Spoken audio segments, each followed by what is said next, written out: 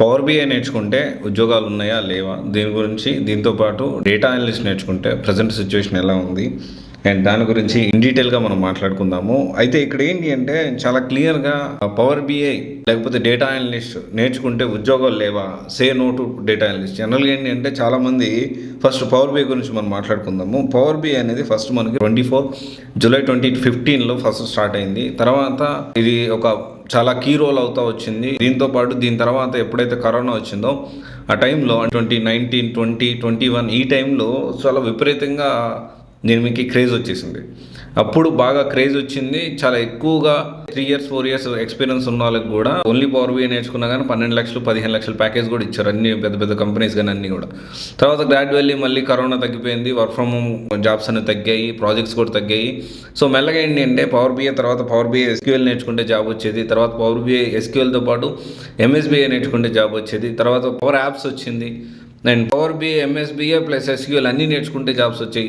మెల్లగా ఏమైపోయిందంటే ఒక టైంలో మన అమీర్పేటలోనే కొన్ని వేల ప్రొఫైల్స్, అంటే పవర్ బిఐ మీద ప్రాక్సీ కూడా ఎక్కువ జరిగేది. అప్పుడు చాలా ఎక్కువ మంది పవర్ బిఐ అందరు కూడా చాలా వరకు మోస్ట్ ఆఫ్ ద పీపుల్ మన తెలుగు రాష్ట్రాలను చూసుకుంటే మన అమీర్పేట చూసుకున్నా కానీ చాలామంది ప్రాక్సీలో చాలామంది ఎక్కువ మంది అంటే ఫేక్ ఎక్స్పీరియన్స్ పెట్టి చాలామంది పవర్ బిఐలో జాబ్ తెచ్చుకున్నారు. తర్వాత వీళ్ళ అవసరం తీరిపోయింది. తర్వాత ఏంటి అంటే అడ్వాన్స్డ్ ఎక్కువ పవర్ బిఐ కానీ కాంబినేషన్లో నేర్చుకున్న జాబ్ రాని పరిస్థితి అయితే ప్రజెంట్ ఉంది. ప్రజెంట్ ఉన్న సిచ్యువేషన్లో నేను పవర్ బిఐ నేర్చుకుంటే జాబ్ వస్తుంది అంటే రాదు. There is no doubt about that. So అయితే ఇక్కడ డేటా అనలిస్ట్ నేర్చుకున్న జాబ్ రాదా అనేది క్వశ్చన్ మార్క్. సో దీనికి సంబంధించే డేటా అనలిస్ట్ అంటే చాలామంది డేటా అనలిస్ట్ అనేది ఏఐ రీప్లేస్ చేస్తుందా, డేటా అనలిస్ట్ ఎవరు నేర్చుకోవచ్చు, నేర్చుకుంటే ఇప్పుడు జాబ్ వస్తుందా, దాని గురించి మనం మాట్లాడుకుందాము. ఫస్ట్ ఆఫ్ ఆల్ ఏంటి అంటే డేటా అనలిస్ట్ నేర్చుకుంటే జాబ్ వస్తుంది. కానీ ఇప్పుడు చాలా వరకు ఏం చేస్తున్నారంటే ఈ మధ్య కాలంలో fake institutes, fake YouTubers and fake trainers, అంటే వీళ్ళకి ఎక్స్పీరియన్స్ ఉండదు అండ్ వీళ్ళు ఏంటి అంటే జస్ట్ 2000కే కోర్స్ ఇస్తా అంటారు, 100కే కోర్స్ ఇస్తా అంటారు, 200కే కోర్స్ ఇస్తా అంటారు అండ్ 1999 మాత్రమే కేవలం కోర్స్ ఇస్తూ ఉంటారు. కొంతమంది యూట్యూబర్స్ అయితే వాళ్ళకి సబ్జెక్ట్ వచ్చు, వాళ్ళ పైథాను తర్వాత డిఎస్ఐ ఇలా చాలా కోర్సెస్ అయితే వాళ్ళు ప్రొవైడ్ చేస్తూ ఉన్నారు.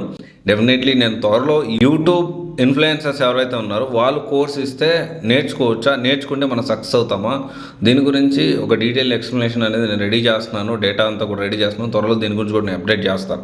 ఇక్కడ ఏమవుతుందంటే వాళ్ళ దగ్గర సబ్జెక్ట్ ఉన్నప్పటికీ ఒక 2000కే కోర్సు, 5000కే కోర్స్ అంటారు. దాంట్లో ఒక బ్యాచ్లో 200 నుంచి 300, 500, 1000 మంది కూడా ఆన్లైన్ కోర్సెస్ ద్వారా ప్రొవైడ్ చేస్తూ ఉంటారు. సో ఇదేంటి అంటే ఈ మొత్తం కూడా చూసుకుంటే 99 రూపీస్కే, 199 రూపీస్కే, దీంతోపాటు ఫ్రీ డేటా అనలిటిక్స్ వర్క్షాప్ కూడా జరుగుతూ ఉంటాయి. Free data analyst with internship like MNC companies, Microsoft కానీ, గూగుల్ కానీ ఇలాంటివి కూడా ఏంటి అంటే ఫ్రీ డేటా అనలిస్ట్ కోర్స్ అనేది ప్రొవైడ్ చేస్తాయి. ఇది 5 days వర్క్షాప్ ఉంటుంది, కొంతమంది 2 days వర్క్షాప్ ఉంటుంది, కొంతమంది 2 months, కొన్ని అవర్స్, ఒక 30 hours 40 hours వర్క్షాప్ ఉంటుంది. సో ఇక్కడ ఏంటి అంటే ఎక్స్పెక్టేషన్స్. సో ఈ మన జనరల్గా ఏంటంటే ఇదంతా కూడా నేర్చుకొని చాలామంది కష్టపడి నేర్చుకుంటారు. నేర్చుకున్న తర్వాత ఏమవుతుందంటే ఎక్స్పెక్టేషన్స్ వర్సెస్ రియాలిటీ. ఇక్కడ ఏమవుతుందంటే డేటా అనలిస్ట్ 99 రూపాయలకే నేర్చుకున్నాం, లేకపోతే ఒక ఫేక్ యూట్యూబ్ ఇన్ఫ్లుయెన్సర్ ఇచ్చిన కోర్సులోనే జాయిన్ అయ్యావు, లేకపోతే ఒక ఫేక్ ఇన్స్టిట్యూట్లోనే చేయవు, లేకపోతే ఒక ఫేక్ ట్రైనర్ దగ్గర నువ్వు జాయిన్ అయ్యావు.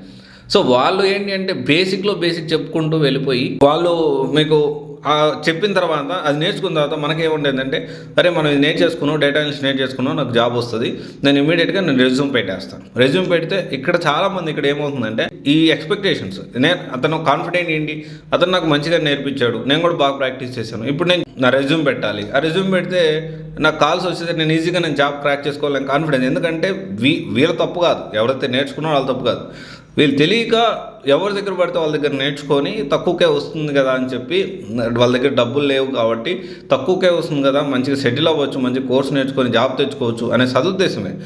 దాంతో అక్కడ జాయిన్ అవ్వడం వల్ల వీళ్ళ ప్రయత్నం లోపం లేకపోయినప్పటికీ వీళ్ళ ఎక్స్పెక్టేషన్ తగ్గట్టు త్వరగా జాబ్ వస్తుందని ఎక్స్పెక్టేషన్ తగ్గట్టు రియాలిటీ ఉండటం లేదు. సో ఇక్కడ కొంత రియాలిటీ మనం రీసెంట్గా చూసుకుంటే దీంట్లో ఒక డేటా అనలిస్ట్ జాబ్కి ఒక 100 members అప్లై చేస్తే 25 members అసలు స్కిల్సే ఉండవు. అంటే ఈ 99 లేకపోతే 200 రూపాయలకు జస్ట్ అసలు డేటా అనలిస్ట్ వాట్ అని తెలుసుకొని వీళ్ళు అసలు డైరెక్ట్గా జాబ్ అప్లై చేస్తారు. తర్వాత ఒక 35 to 40% వాళ్ళకి టెక్నికల్ స్కిల్స్ ఉంటాయి, బట్ ఏంటి అంటే రియల్ టైం ప్రాజెక్ట్స్ ఉండవు. ఎందుకంటే ఈ కొంతమంది కోర్సెస్ చెప్తారు కానీ రియల్ టైం నాలెడ్జ్ చెప్పరు, రియల్ టైం ప్రాజెక్ట్స్ చెప్పరు. తర్వాత వీళ్ళందరూ కూడా వీళ్ళ పోర్ట్ఫోలియో బిల్డ్ కాదు. ఇంకొంతమందికి ఏంటి అంటే నో పోర్ట్ఫోలియో ఉంటుంది, ఎక్స్పోజర్ ఉంటుంది, రియల్ టైం ఎక్స్పోజర్ ఉంటుంది, అండ్ నో రెఫరెన్స్ కూడా ఉండదు వీళ్ళకి. అండ్ 50% టెక్నికల్ స్కిల్స్ ఉంటాయి కానీ ప్రాజెక్ట్ చేయరు. ప్రాజెక్ట్ కూడా చేస్తారు కానీ బేసిక్ ప్రాజెక్ట్ చేస్తారు. ఇంకొంతమంది సీరియస్ క్యాండిడేట్స్ ఒక 5% ఉంటారు.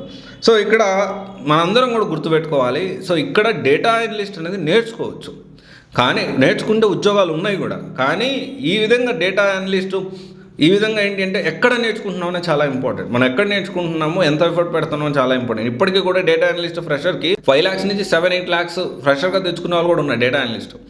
అండ్ ఇది అంటే ఎక్కడ నేర్చుకుంటున్నాం అనేది ఇక్కడ చాలా ఇంపార్టెంట్ రోల్ ప్లే చేస్తుంది. సో అందుకనే మీరు డేటా అనలిస్ట్ నేర్చుకునేటప్పుడు డేటా అనలిస్ట్ ఉద్యోగాలు ఉన్నాయి, కానీ ఎక్కడ నేర్చుకుంటున్నారు, మీ రెజ్యూమ్ ఎలా ఉంది, మీ రెజ్యూమ్ ప్రాపర్గా బిల్డ్ చేసుకుంటున్నారా, మీ ప్రజెంటేషన్ స్కిల్స్ ఎలా ఉన్నాయి, మీ లింక్డ్ఇన్ అండ్ గిట్హబ్ ప్రొఫైల్స్ ఎలా ఉన్నాయి, అది ప్రాపర్గా పోర్ట్ఫోలియో మెయింటైన్ చేస్తున్నారా లేదా, రియల్ టైం ప్రాజెక్ట్స్ మీరు చేస్తున్నారా లేదా, అండ్ మీకు మాక్ ఇంటర్వ్యూస్ అటెండ్ అవుతున్నారా లేదా, మాక్ ఇంటర్వ్యూస్ తర్వాత మీకు రిఫరెన్స్ ఇచ్చే వాళ్ళు ఎవరైనా ఉన్నారా, అది కూడా చాలా ఇంపార్టెంట్.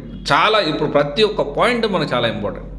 సో ఇక్కడ ఏంటి అంటే నేను ఒకటి విషయం తక్కువకు వస్తుంది కదా అని మనం ఎక్కడ పడితే అక్కడ నేర్చుకోవడం కూడా కరెక్ట్ కాదు, అది నేను చెప్పడానికి ప్రయత్నం చేస్తున్నాను. సో ఇక్కడ ఏంటి అంటే తక్కువకు వస్తుంది కదా అని చెప్పి, లేకపోతే ఫ్రీగా వస్తుంది కదా అని చెప్పి ఆ ఎక్స్పెక్టేషన్ అంటే ఇంకా అది నేర్చుకుంటే నాకు ఖచ్చితంగా జాబ్ వచ్చేస్తుంది అన్న భ్రమలో ఉండొద్దు. అండ్ అలాగని చెప్పి బాగా డబ్బులు పెట్టేసేస్తే నాకు జాబ్ వచ్చేస్తుందా, నేను 2 లక్షలు పెడతాను జాబ్ వస్తుందా 3 లక్షలు పెడతాను అంటే అలాగా. డెఫినెట్లీ మన ప్రయత్నం లోపల లేకుండా మనం ప్రయత్నం చేయాలి, మనం కష్టపడాలి, ప్రాపర్గా నేర్చుకోవాలి. దాంతోపాటు ఈ డేటా అనలిస్ట్ ఏదైతే ఉందో ఫ్యూచర్లో డేటా అనలిస్ట్ అనేది చాలా బూమ్ అవబోతుంది, చాలా హ్యూజ్గా. ఈవెన్ దో ఏఐ ఇంపాక్ట్ కూడా తక్కువ ఉంటుంది. ఏఐ ఇంపాక్ట్ కూడా ఏంటి కొంతవరకు ఆటోమేటిక్ అవుతుందా కానీ డేటా ఎక్స్ట్రాక్షన్ విషయంలో, లేకపోతే డేటా క్లీనింగ్ విషయంలో కానీ, సో డేటా మోల్డింగ్ విషయంలో కానీ డెఫినెట్లీ ఏ ఇంపాక్ట్ అనేది ఉండదు. హ్యూమన్ చేయాల్సిన వర్క్స్ చాలా ఉన్నాయి, ఎస్పెషల్లీ డేటా ఎక్స్ట్రాక్షన్లో.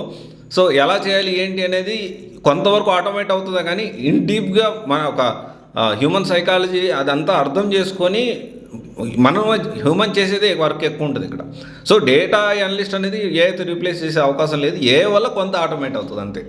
సో ఇవన్నీ మీరు గుర్తుపెట్టుకోండి, ప్రాపర్గా నేర్చుకోండి, ప్లాన్ చేసుకోండి. All the best. This is Raj signing off.